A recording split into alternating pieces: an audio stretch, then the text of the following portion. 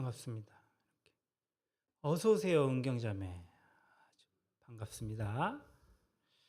6월은 호국 보훈의 달입니다. 이 달이 되면 우리 자연스럽게 나라를 위해 희생하고 헌신한 순국 선열들과 호국 영령들을 기억하게 됩니다. 또한 우리 민족이 겪었던 전쟁의 아픔과 또 분단의 현실을 다시 한번 생각하게 됩니다.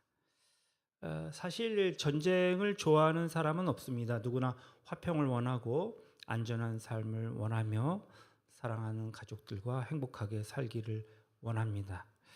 그러나 인류 역사를 돌아보면 평화를 원하면서도 끊임없이 전쟁을 경험해 왔습니다. 우리 오늘 살아가는 시대에도 예외는 아닙니다.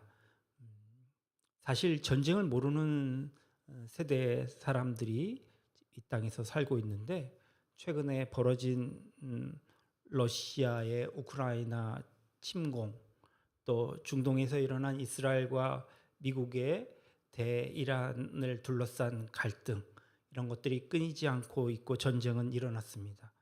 또한 우리는 세계에서 유일한 분단 국가로서 여전히 휴전선 너머의 군사적인 긴장 속에 살아가고 있습니다. 어떤 사람은 이제는 전쟁이 일어날 수 없는 시대 아니냐라고 말하지만, 역사는 언제나 우리의 예상을 뛰어넘어왔습니다. 그래서 지혜로운 사람은 전쟁을 원하지 않지만 전쟁의 가능성을 준비합니다. 평화를 사랑하지만 평화를 지키기 위해 대비는 소홀히 하지 않는 것이죠. 오늘의 본문은 약속의 땅 가나안을 눈앞에 둔 이스라엘 백성들에게 하나님께서 주신 전쟁 지침입니다. 하나님은 전쟁을 좋아하시는 분이 아닙니다. 그러나 전쟁을 피할 수 없는 현실 속에서 하나님의 백성이 어떤 믿음과 자세를 가져야 하는지를 가르쳐 주십니다. 특히 호국 보훈의 달을 맞아서 전쟁을 피할 수 없거든이라는 말씀을 통하여 불안한 시대를 살아가고 있는 우리와 또 전쟁을 모르는 다음 세대가 어떠한 믿음으로 미래를 준비해야 하는지 함께 살펴보고자 합니다. 1945년 8월 15일은 공식적으로 제2차 세계대전이 종료된 날입니다. 동시에 우리 한민족에게는 일본 제국주의의 식민 억압에서 해방을 얻은 날이기도 합니다. 얼마나 기다렸던 날입니까? 상록수 시인 시문은 그 해방의 날을 기리며 그날이 오면이라는 시를 남겼습니다. 제가 한번 읽어보도록 하겠습니다. 그날이 오면 삼각산이 일어나 더덩실 춤이라도 추고 한강물이 뒤집혀 용솟음칠 그날이 이 목숨이 끊기기 전에 와 주기만 하량이면 나는 밤하늘에 나는 까마귀와 같이 종로의 인경을 머리로 들이받아 울리오리다. 두개골은 깨어져 산산조각이 나도 기뻐서 주사오매 오히려 무슨 한이 나무오리까. 해방의 간절한 소망을 기대하는 시인 것 같습니다.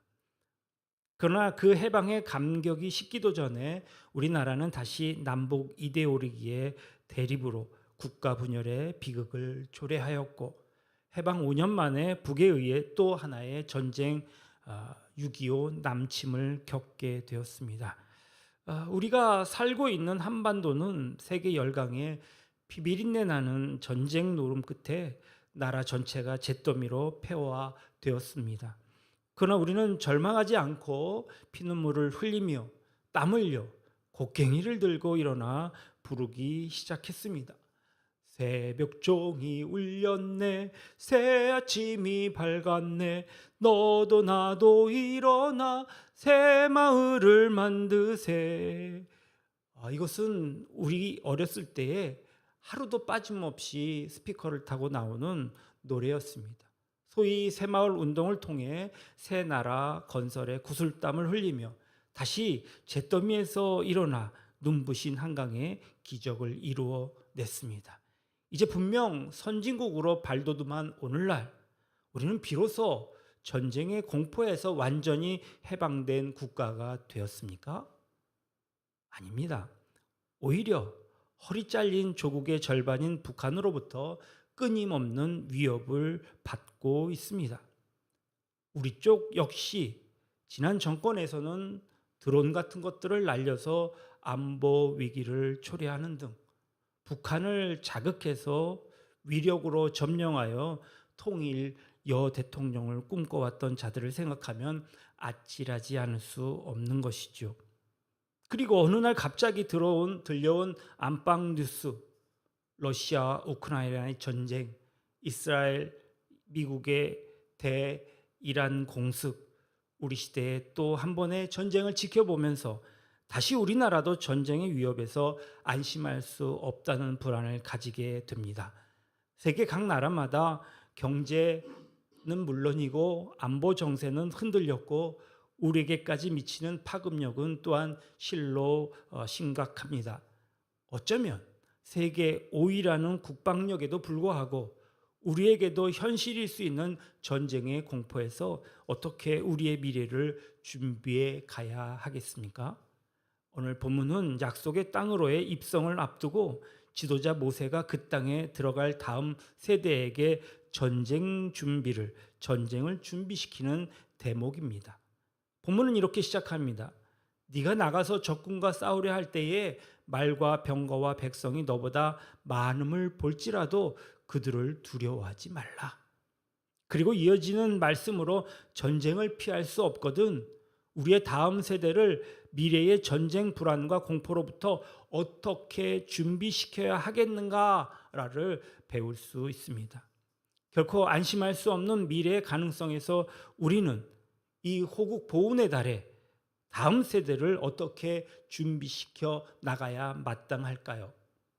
첫 번째로 두려움이 없는 세대를 준비시켜야 합니다. 1절을 다시 한번 보면 우리는 적군과 싸울 때에 적의 말, 병거, 또 백성, 여기서 얘기하는 백성 군인이 나보다 많아도 두려워하지 말라고 말합니다. 또 3절 하반절에는 마음에 겁내지 말며 두려워하지 말며 떨지 말며 그들로 말미암아 놀라지 말라 하십니다. 지금 우리식으로 말하면 북에서 핵무기를 대량으로 생산을 고지하며 미사일로 수시로 날리는 등 또 세계 열강의 더 많은 숫자의 군대들이 우리 한반도 주변을 위협하고 있어도 두려워하지 말라, 이 말이 될 것입니다. 두려움은 언제나 싸움도 이기기 전에 전의를 상실하게 만듭니다. 우리의 전력을 마비시키죠. 그래서 두려워할 상황이 전개될 때 우리는 먼저 심리적으로 두려움을 대비하는 준비가 필요하다는 말입니다. 너무 아니래도 문제이겠지만 두려움으로 매번 놀라는 것도 지양해야 할 것입니다. 미국의 대공황이 갑자기 들이닥쳤을 때 당시 미국 대통령이 된 루즈벨트는 유명한 대국민 연설에서 우리가 잘 아는 유명한 이런 메시지를 전달합니다. 우리가 두려워할 것은 두려움 자체일 뿐이다.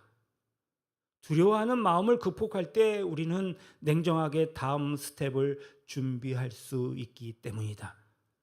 우리는 특별히 이 땅에서 자라나는 다음 세대들을 어떤 상황에서도 두려워하지 않을 수 있는 용기 있는 세대로 준비시켜야 할 것입니다. 그러면 무엇을 준비시켜야 할까요? 오늘날 우리가 살고 있는 시대가 두려움에 대한 대비책으로 발전시킨 사업이 하나 있죠. 소위 보험업입니다. 모두 우리의 심리적인 두려움에 대한 동기에서 발전된 것이 아닙니까? 자동차 사고에 대한 두려움으로 우리는 자동차 종합보험을 들고 건강 상실에 대한 두려움으로 의료보험 또는 생명보험을 가입합니다. 우리가 살고 있는 주택이 파손되거나 혹 화재가 난다면 어떻게 될까? 그것을 대비해서 주택보험, 화재보험을 가입합니다.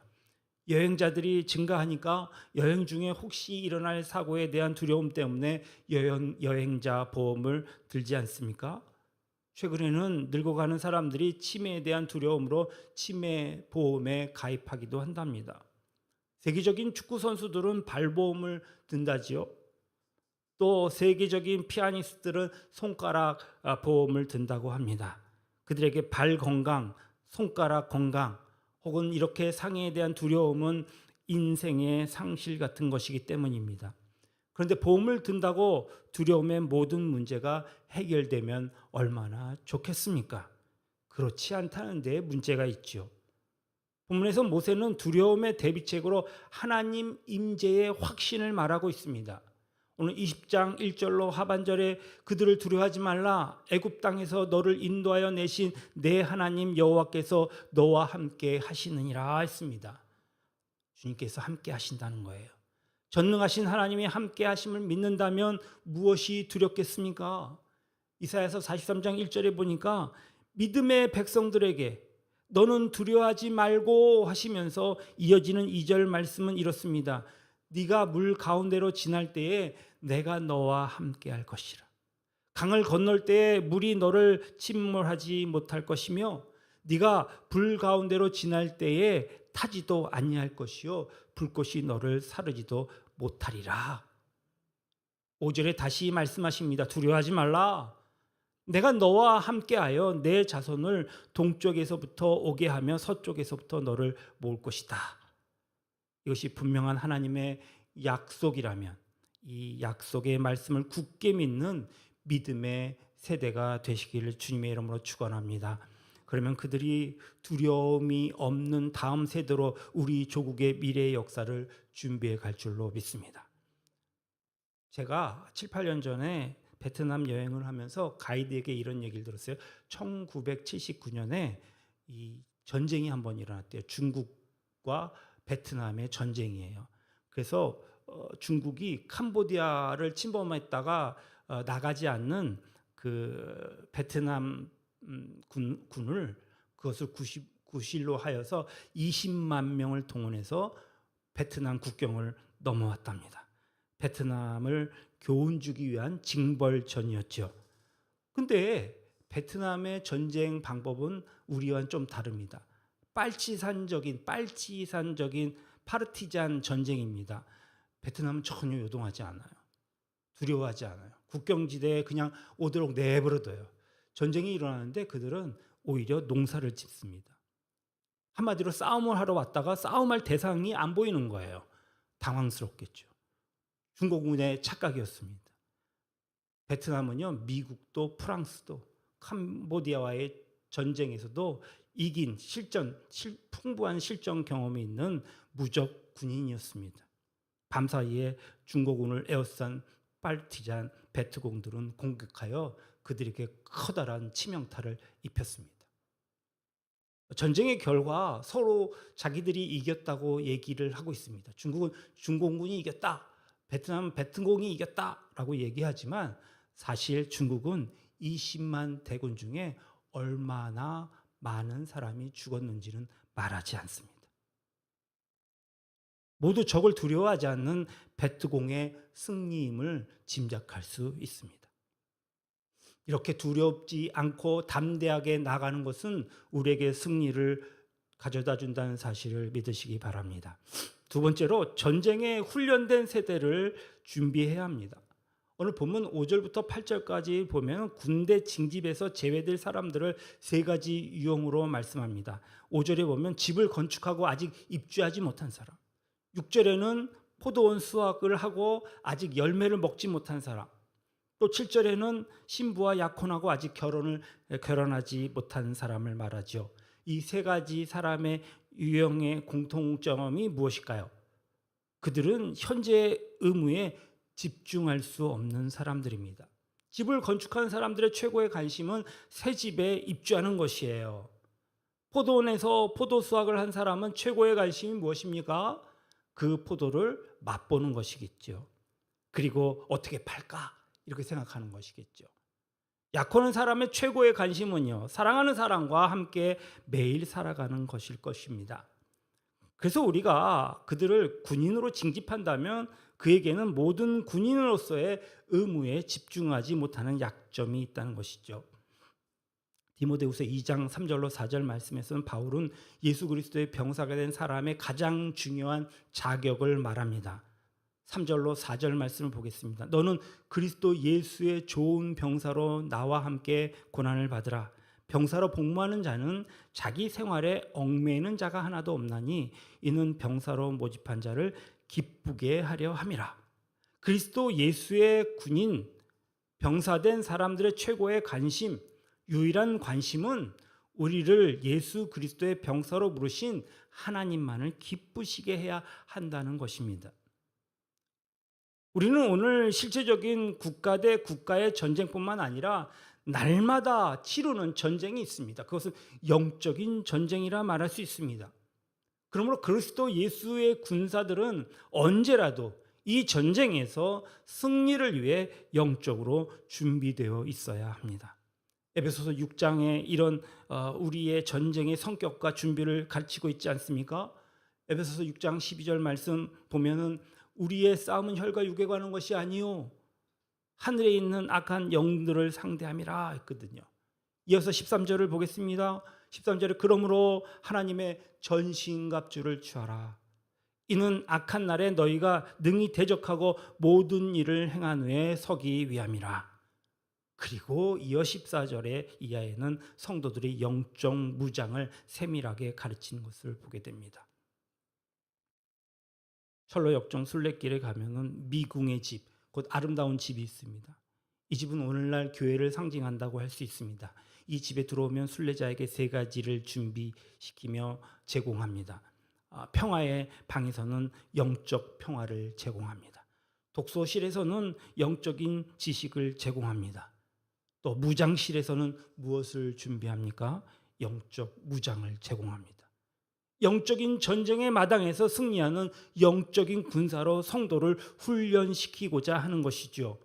오늘날 교회의 가장 중요한 책임이 무엇입니까? 바로 이런 영적 전쟁에 올인할 수 있는 다음 세대를 훈련하여 세워가는 일일 것입니다.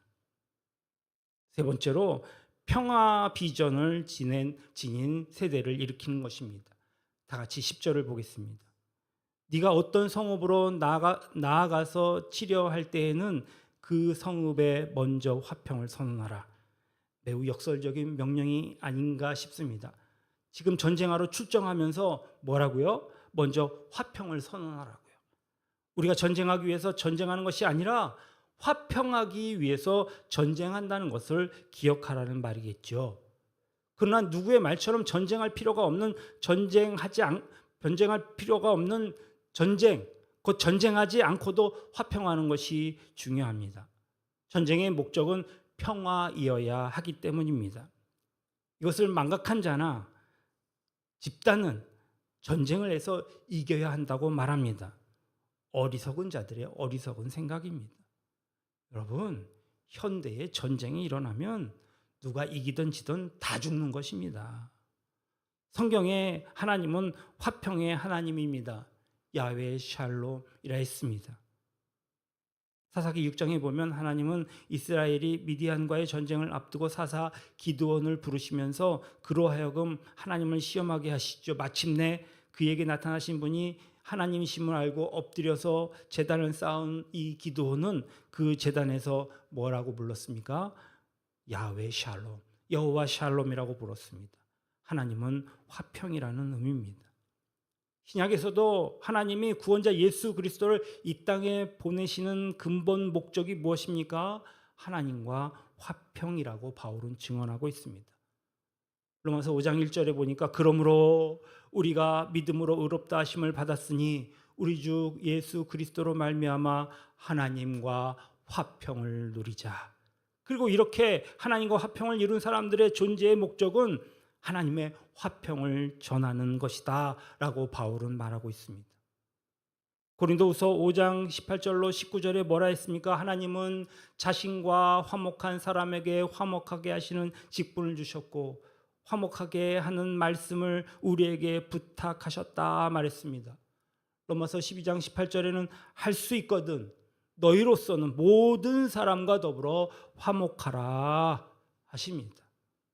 물론 살다 보면 본문의 케이스처럼 전쟁이 불가피할 때가 있습니다. 그래서 이번 장의 제목도 전쟁을 피할 수 있거든입니다. 그러나 전쟁이 나면 누가 이기든 방금 말씀드렸듯이 다 파괴됩니다. 집도 건물도 세상에 있는 모든 인프라가 다 파괴됩니다. 그냥 황무지가 되어버리는 것입니다. 한쪽이 이긴다고 한쪽이 승리하는 것이 아닙니다. 다 망하는 것입니다. 우리가 이긴다는 확신이 있어도 우리도 망합니다. 다만 전쟁을 준비한 사람만이 전쟁을 피하고 승리를 누릴 수 있습니다. 그러나 그리스도인의 존재 목적 자체가 전쟁이어서는 안 된다는 것입니다. 참된 그리스도인들은 평화의 비전, 샬롬의 비전을 가진 사람들이기 때문에 그렇습니다. 이사야가 본 메시아의 나라의 비전은 무엇입니까? 그것은 이사야서 11장 6절로 9절 말씀이 그 나라의 비전입니다. 우리 같이 상기해 봅시다. 그때의 이리가 어린 양과 함께 살며 표범이 어린 염소와 함께 누우며 송아지와 어린 사자와 살찐 짐승이 함께 있어 어린 아이에게 끌리며 암소와 곰이 함께 먹으며 그것들의 새끼가 함께 엎드리며 사자가 소처럼 풀을 먹을 것이며 젖먹는 아기가 독사의 구멍에 장난하며 젖된 어린아이가 독사의 굴에 손을 넣을 것이라. 내 거룩한 산 모든 곳에서 해됨이 없고 상함도 없을 것이니 이는 물이 바다를 덮음같이 여호와를 아는 지식이 세상에 충만할 것임이니라. 애니메이션 엘리멘탈이라고 하는 영화 아십니까? 디즈니에서 만든 영화인데요. 그 영화 중에 이 불과 물의 이야기예요. 불과 물은 함께 있을 수 있습니까? 함께 할 수 없는 원소들입니다. 그런데 이 물과 불이 물불 가리지 않고 사랑하는 이야기, 그리고 마침내 불만 살았던 이 파이어 타운이 여러 원소들이 함께 어울리는 세상으로 바뀌는 그러한 이야기, 어떻게 보면 성경에서 보여준 오늘 말씀과 같은 하나님의 나라의 긍정적인 모습 다르지 않습니다. 그리고 이런 새로운 세상은 우리가 복음으로 무장된 평화의 세대를 양육할 때 가능한 미래라 할 수 있습니다. 전쟁을 예비하면서도 평화의 비전으로 무장된 다음 세대를 일으킬 때에 이 한반도에서 칼을 쳐서 보습을 만들고 그들의 창을 쳐서 낫을 만들 것이며, 그러니까 핵 에너지 같은 자원으로 폭탄을 만들지 않고 핵 발전소를 일으켜 더욱더 아름다운 나라를 꿈꾸며 그렇게 그 나라가 이루어질 것을 기대하며 그때 우리가 부를 노래 바로 사모할 평화의 나라일 것입니다. 말씀을 맺겠습니다. 사랑하는 성도 여러분, 우리는 해방의 기쁨을 경험한 민족입니다. 전쟁의 폐허를 딛고 일어나서 한강의 기적을 이루어낸 민족입니다. 그러나 여전히 우리는 분단의 현실 속에서 살아가고 있으며 세계 곳곳에서 들려오는 전쟁의 소식 앞에서 미래를 낙관할 수만은 없습니다. 모세는 약속의 땅을 눈앞에 둔 다음 세대에게 전쟁을 준비시키는 세 가지를 가르쳤습니다. 첫째는 하나님이 함께 하심을 믿고 두려워하지 않는 세대가 되어야 할 것입니다. 둘째는 영적인 전쟁에 준비된 그리스도의 군사로 훈련받아야 합니다. 셋째는 전쟁이 아니라 평화를 꿈꾸는 샬롬의 사람으로 살아가야 합니다. 강한 나라가 되기보다 더 중요한 것이 있습니다. 강한 믿음을 가진 세대를 세우는 것입니다. 많은 무기를 갖는 것보다 더 중요한 것이 있습니다. 그것은 하나님의 전신갑주를 입는 것입니다. 전쟁을 잘하는 사람보다 더 귀한 사람은 하나님의 평화를 전하는 사람일 것입니다. 우리의 자녀들과 다음 세대가 세상의 두려움에 무릎 꿇지 않고 믿음으로 서며 영적으로 무장하고 하나님의 평화를 이루는 사람들로 자라나기를 축복합니다. 그리고 언젠가 이 땅에서도 이사야가 바라보았던 메시아의 나라, 해방됨, 또 어떠한 상함도 없고 해함도 없는 하나님의 샬롬이 충만한 날이 오기를 소망합니다. 그날까지 우리는 믿음으로 준비하고 기도하며 살아가는 주의 백성이 되어야 할 것입니다. 두려워하지 말라, 내가 너와 함께 함이라. 이 약속을 붙들고 미래를 향해 나아가는 우리 모두가 되기를 주님의 이름으로 축복합니다. 기도하시겠습니다. 평화의 하나님 아버지, 해방의 은혜를 주시고 전쟁